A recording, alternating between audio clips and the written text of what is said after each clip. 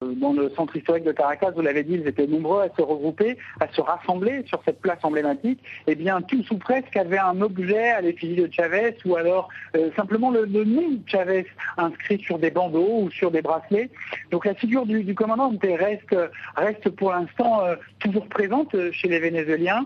Et de toute façon, Chavez s'était comparé assez fréquemment au Che Guevara, et on voit à peu près là, on voit la même chose. Demain, il faut s'attendre sur les trottoirs à voir énormément de t-shirts Hugo Chavez, des horloges Hugo Chavez, des boucles d'oreilles Hugo Chavez.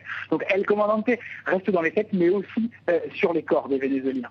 Après 14 ans de chavisme, c'est forcément une nouvelle ère qui commence pour le Venezuela. Dans quel état d'esprit est-on au Venezuela à cette heure ? Alors écoutez, le chavisme va certainement perdurer. C'est effectivement une nouvelle ère pour le Venezuela, mais la page va être très longue et très lourde à tourner. Les élections qui devraient être organisées d'ici 30 jours seront certainement marquées, encore une fois, par la personnalité d'Hugo Chavez. Il sera, on peut le parier, au centre des débats. Son héritage sera contesté ou sera revendiqué. Le chavisme est un mouvement politique que l'on doit analyser avec un peu plus de recul, mais aujourd'hui, il a complètement, il est le centre de tout le débat politique au Venezuela. Donc les Vénézuéliens en ont conscience, et beaucoup me disaient tout à l'heure, on continue la lutte.